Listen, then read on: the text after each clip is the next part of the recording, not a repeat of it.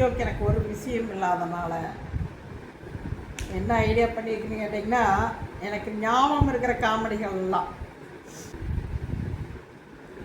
நான் வந்து சைக்கிள் ஓட்ட கற்றுக்கும்போது என்ன கேட்டிங்கன்னா, ஞாயிற்றுக்கிழமை அன்னைக்கு மட்டும்தான் எனக்கு சைக்கிள் கிடைக்கும்.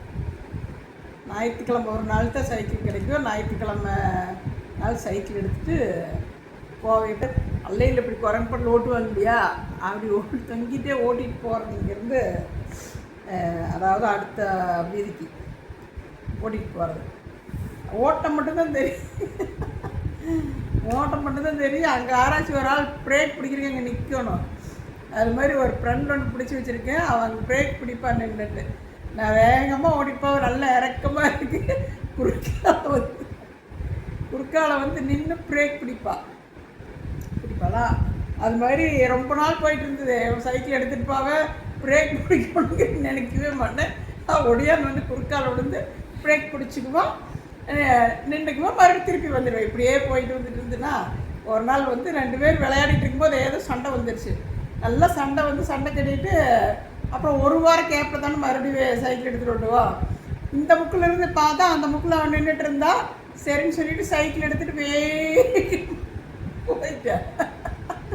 சரி எப்படியுமா பிடிச்சிக்கோ அப்படின்னு நினைக்கிறேன். அவளை தாண்டி போயிட்டுருக்கேன், பிடிக்க மாட்டேங்கிறான். அப்புறம் என்ன பண்ணுறதுன்ட்டு மறுபடியும் எப்படியும் கஷ்டப்பட்டு பிடிச்சி நிறுத்தி பழகிட்டேன். எப்படியும் பிரேக் பிடிச்சி பழகினேன். அவ்வளோ ஒரு இக்கட்டான ஒரு சுச்சுவேஷனில் பிரேக்கே பிடிச்சி பழகினேன். ஆமாம், அதனால் இந்த மாதிரி நினச்சா சிரிப்பு வர்ற காமெடிகள்லாம் இன்றைக்கி சொல்ல நினைக்கிறேன்.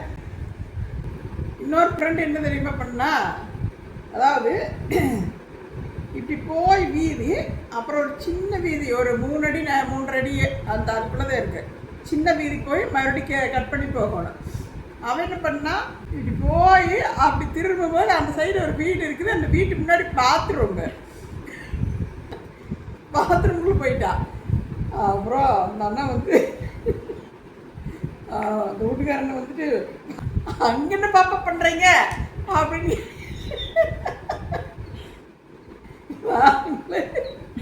சைக்கிள் இழுத்துட்டு இருக்கோம் வெளியில். 2 பேரும் சேர்ந்து சைக்கிளை கஷ்டப்பட்டு வெளியில் இழுத்துட்டு இருக்கோம். அங்கே என்ன பாப்பா பண்ணுறீங்க அப்படின்னு சொன்னதுமே அவசரமாக வந்துச்சுன்னா சைக்கிளோட வந்து